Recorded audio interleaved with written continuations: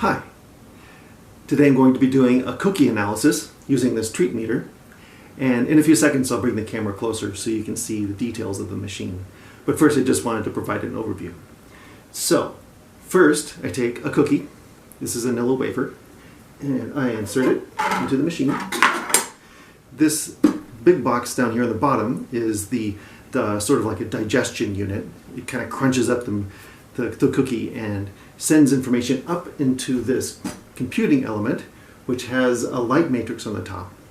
And the light matrix will flash a certain pattern of codes that I'll read and interpret for you. So, first I need to calibrate it. That was a vanilla wafer, so that's there. And then give it a click. It gives a spin. It's thinking, and the code is displayed on the top. So what I'd like to do for you is just run through some of the commonly available cookies that are in your grocery store, or if you're living in my neighborhood, there's some local bakeries that I like to analyze and sort of pit against each other just for fun, and do that for you for the next 5 or 10 minutes. So first I'm going to do sort of like a walk around, and then I'm going to move this into a darker space because the light matrix is a lot prettier in the dark. And actually you can see inside here I put a little green lamp so you can see the mechanism running. So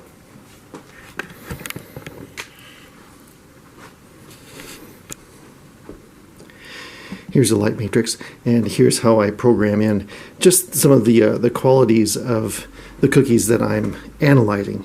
Otherwise, it just needs to be calibrated. You know, you can't put in a Fig Newton and pit it against something like a Triscuit, because it would, of course, it would give different results. It would skew the whole thing. So this is, of course, solid brass and a wooden body, and around back there's the door that you use to go. I have to clean this out every once in a while because there's cookie crumbs and stuff in there. So I will set this up in another area, and we'll do some challenges. Here's the more atmospheric setting for the beauty of the lights.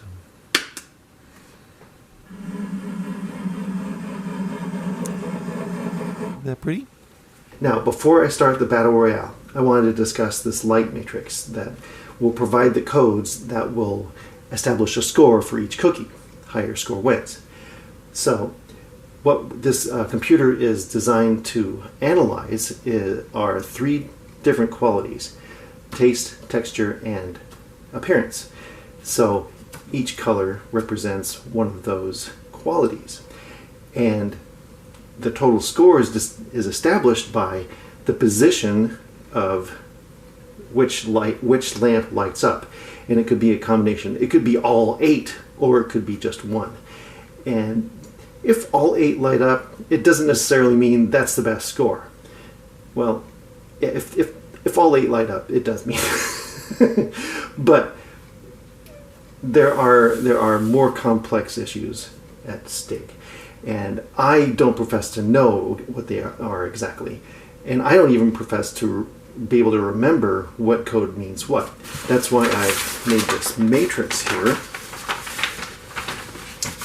It's just a graph, really, of each combination of codes. So I'll just zoom in.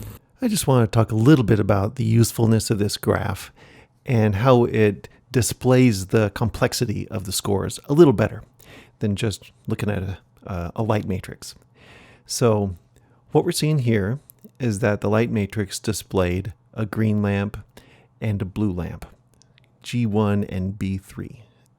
The blue is texture and the green is appearance, and it gave you a score of 4. But then we look at another score of 4, but this one showed that taste was dominant in that cookie, and appearance was also a factor. So I would choose to eat a cookie that tasted better than one that had a good texture. Now, if we scroll on down and try to find one that has a higher score, say one that has 9 points, we'll see that this one scored very high in taste and pretty good in texture and some pleasing appearance. But if we find another one that scores 9, we'll see that it has way more balanced score. It has some pretty good taste, some pretty good texture, and it looks pretty good. It looks better than the last one. Now, I personally would prefer to have that cookie. And that's how this graph helps to interpret those flashing lights.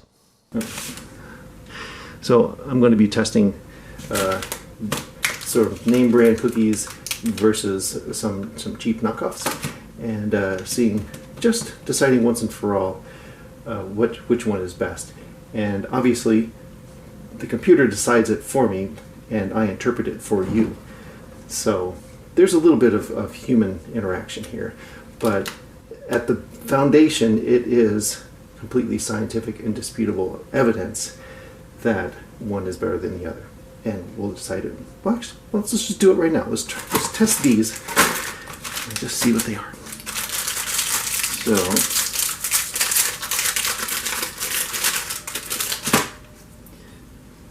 we're going to call these shortbread cookies with creme filling.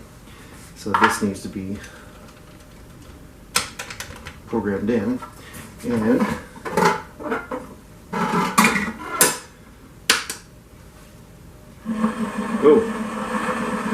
that would be R3. Okay, so I'm gonna just mark that on my little cheat sheet here.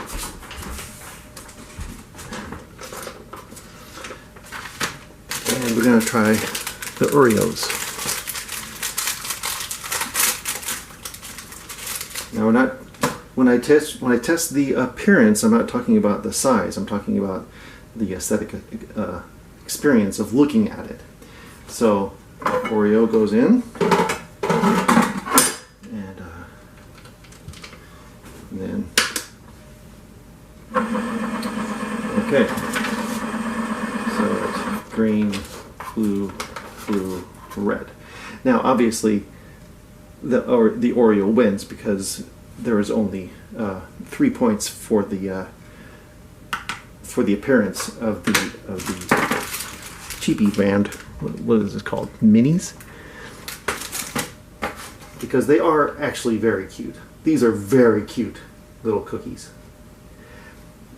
But the Oreo received 3 points for taste, and 2 of those blue lamps lit up. So that's a total of 5 points for texture and 1 point for appearance. So I have to agree with that, actually. The filling for Oreos, not that great. It's not great. But as you saw, this got 0 because this filling is just junk. Ugh, look at that. So this is obviously not the one that I put in. It comes in a pack. I do have to say, if I ran this again, I could get different results slightly because each cookie is different. Even though they're made by machines, they do vary in quality. So let's just go on to the next, shall we? Let's do that. So next I'm going to be pitting these delicious little Danish style cookies. See, this is the problem. The pretty lights or the visibility of the packaging. I prefer the pretty lights, don't you? Danish butter cookies goes in. Oh yeah. And let's give it a little whirl. Yeah. I have to say that's my impression also. And we're going to put those against Keebler Sandies.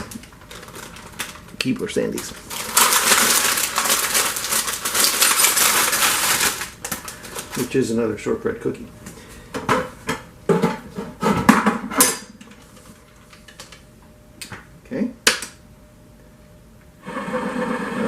Bartmess, R3 and B3. So the Sandies get more points. The Sandies get 6 points. Obviously, the red color. The red is for taste, and the blue is for texture. And I would have to agree. Even though these are very cute, they just don't match up to the Keebler Sandies. I have a few more to go because there was in my last cookie analysis, one of my fellow video makers mentioned the Lotus Biscoff cookies, and I didn't even look at those in the last video. So I did want to look at these in this video and just see how different they are than let's see,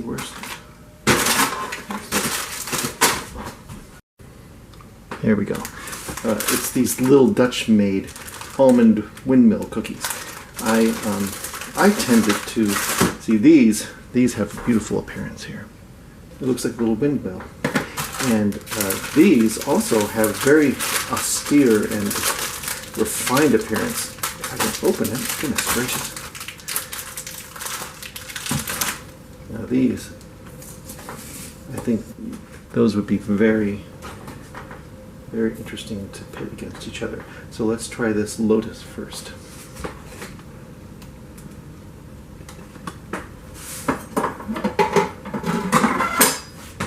And I will I'll bring you down closer so you can see the mechanism at work.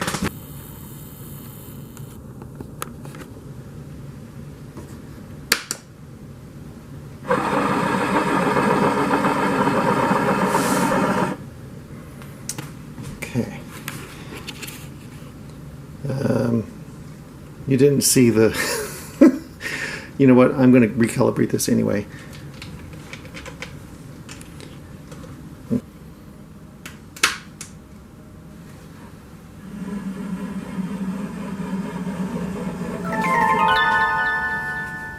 Right, you saw how that was a great score.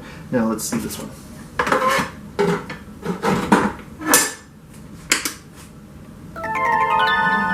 Wow, that surprises me, but I can't argue with science. It looks like the Biscoff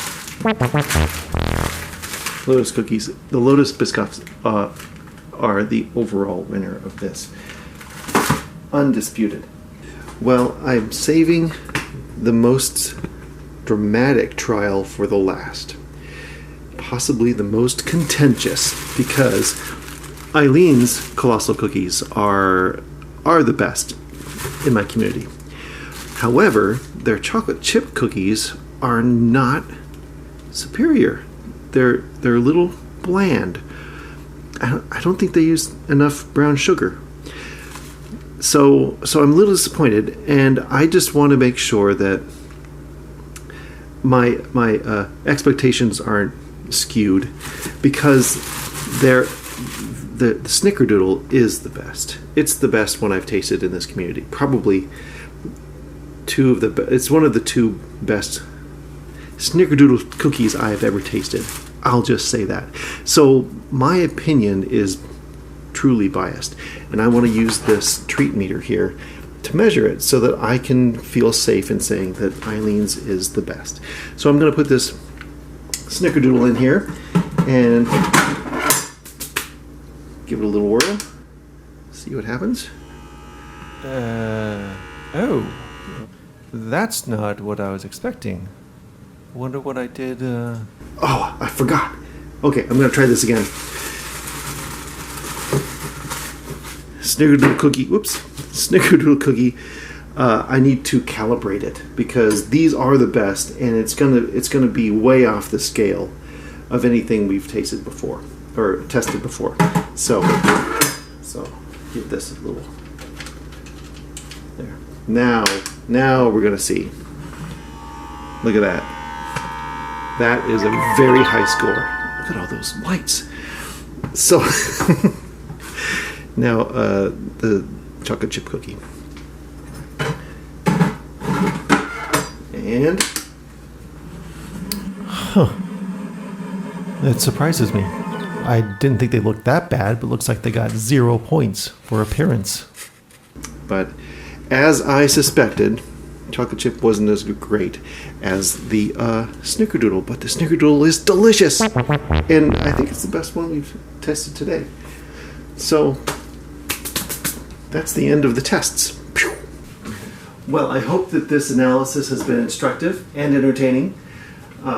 Look for this to appear in future videos. Currently, I'm going to have to eat my way through this cookie collection. It's set me back a big packet, and I'm not going to throw them away. I'm going to eat them all because I paid for them all. So give me a couple months, and I will return with more cookie analysis with the Treatmeter.